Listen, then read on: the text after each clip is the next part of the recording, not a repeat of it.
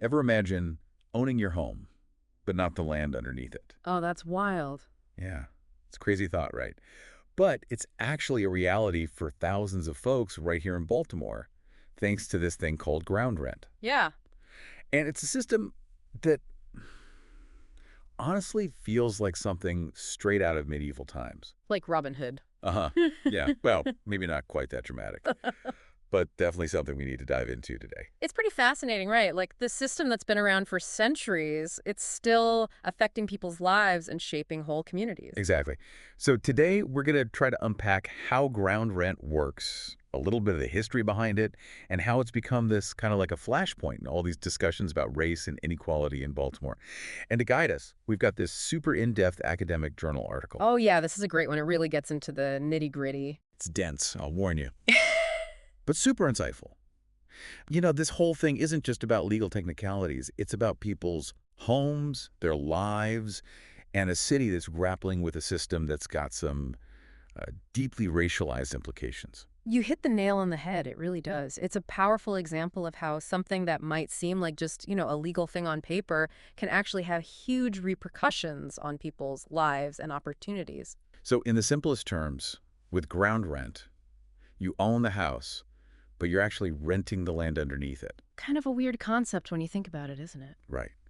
But to really get how we ended up here, we need to take a quick trip back in time. Like way back. Way back to like 1280s England. 1280s. Wow. Yeah, that's when this thing called the Statute of Quia Emptors got passed. This law was meant to, like, clarify land ownership and kind of start to dismantle the feudal system. Right, so we're talking about knights and vassals and all that. Exactly. So no more, like, pledging allegiance to a lord in exchange for a piece of land, right? Yeah. Well, feudal obligations like, say, military service, those definitely started to fade away. But here's where it gets interesting. The law actually kept rent payments in place. Ah, so even though feudalism's on its way out, the idea of owing something for the land sticks around. Yep, you got it. And believe it or not, this is the foundation for Maryland's ground rent system. So that idea traveled all the way across the Atlantic. It sure did. Okay, so now fast forward a few centuries, we're in colonial America. We meet Lord Baltimore, the big guy in charge of the Maryland colony. He was collecting what were called quit rents, which were basically just property taxes for his own personal gain. Sounds like a pretty sweet deal for him. Oh, absolutely. Very lucrative. And here's where the irony comes in. After America gained independence, most states were like, nah, we're ditching the system. But Maryland, they held on to it. And, well, this created this long-term advantage for landowners. I can see how that would cause some problems down the line. Okay, so we've got this system. It's rooted in English law, comes over to Maryland, survives the American Revolution. But how does it get all tangled up with issues of race and inequality, specifically in Baltimore? That's when things get really interesting, and this is where the history of housing discrimination in the 20th century plays a big role. Okay, let's get into that. All right. So the article we're looking at today mentions this woman named Dolores McNeil, a homeowner in Baltimore. Yeah. What happened to her really illustrates how this whole system can go wrong. Definitely. Miss McNeil's story, it's a pretty stark example of how ground rent can actually be used to take advantage of vulnerable homeowners. So she owned her home for 20 years, but then she got sick, and she fell behind on her ground rent payments. And I'm guessing that didn't end well. Sadly, no. Because of those missed payments, a developer was actually able to take ownership of her house. Seriously, they just took her house. Yeah, they used this legal process called ejectment. And get this, they then rented the house back to her. No way. She lost her house because of missed ground rent, and then they made her rent it back. That's just, I don't even know what to say. That's crazy. It's pretty messed up. And it really highlights the power imbalance in this whole ground rent system. Homeowners, especially if they're, lower income, they can be super vulnerable to losing their homes. And over what seems like, a pretty small amount of money relative to the value of the house. Yeah, absolutely. So this isn't just some one-off thing, right? Sadly, no. In the early 2000s, Baltimore went through what some people called an ejectment crisis. Thousands of lawsuits, all from these ground leaseholders, all trying to take ownership of homes because of missed ground rent. So they were basically using this centuries-old system to, grab property in the 21st century. That's exactly what was happening. And it was all fueled by the fact that property values were skyrocketing at the time. We're talking millions of dollars worth of real estate, all taken from homeowners. Man, that's just wild. I mean, it shows how a system from Like a completely different time can be twisted and used in a modern context with, honestly, some pretty awful results. But it also makes you wonder, if this system's so messed up, how has it managed to stick around for this long? Right. That's the million-dollar question. And it really leads us to some even bigger questions about how this whole thing is structured and who it really benefits in the end. Okay, well, let's get into that then. Sounds good to me. Well, one reason the system's managed to hang on for so long is that the whole thing is just shrouded in so much complexity. It's really difficult for regular homeowners to understand their rights and options when it comes to ground rent. So you're saying the system's almost designed to be confusing. It definitely raises some questions about transparency, like why is it so hard to find straightforward information about ground rent compared to other real estate data? It creates a real barrier for homeowners. It almost seems intentional, this lack of transparency. It makes you wonder if someone's benefiting from keeping things so complicated. That's a really important point. And it's not just about access to information either. The laws surrounding ground rent, they often seem to favor the leaseholders, which makes it even harder for homeowners. So even if you manage to wrap your head around all the legal stuff, the system itself might still be working against you. Exactly. A prime example. Homeowners often end up paying property taxes on land they don't even own. Talk about adding insult to injury, right? It's a tough situation. The article we're looking at today mentions that ground rent isn't distributed evenly across Baltimore. It seems like it's concentrated in certain areas, right? Yeah, the article includes this map, and it really brings that point home. Ground rent is heavily concentrated in predominantly black neighborhoods. It almost perfectly matches the black butterfly shape of Baltimore. So this isn't just some random financial transaction, right? We're talking about a system that overlaps with, like, the actual racial segregation of the city. You got it. And to understand how we ended up with this situation, we have to delve into the history of housing discrimination in Baltimore. Practices like redlining and blockbusting played a huge role. Yeah, those practices have left a mark on so many American cities. Oh, absolutely. Redlining, in a nutshell, involved denying financial services like mortgages to people simply based on their race or ethnicity. So it was a system designed to keep black families from owning homes. Exactly. And blockbusting was another awful practice. Real estate agents would intentionally scare white families into selling their homes for cheap and then turn around and sell those same homes at inflated prices to black families. Wow, that's just, I can't even. So both of these practices essentially used racial prejudice to make a profit. Sadly, yeah. And here's the connection to ground rent. You see, ground rent existed in both black and white neighborhoods in the early 20th century. But as white families started fleeing cities in the 50s and 60s because of blockbusting, guess what happened? Ground rent became more and more concentrated in black communities. So these discriminatory housing practices basically reshaped the landscape of ground rent in Baltimore, making it yet another hurdle for black communities to overcome. Exactly. It's like layer upon layer of systemic disadvantage. And to make matters even worse, even if you manage to buy out of your ground rent obligation, redeem it, you still don't own the land. Wait, hold on. So even if you pay to get out of the ground rent agreement, you're not totally free and clear. Nope. If that property gets sold, the leaseholder can just start collecting ground rent all over again from the new owner. So this burden gets passed on to future generations. It's Yeah. like a system designed to trap people.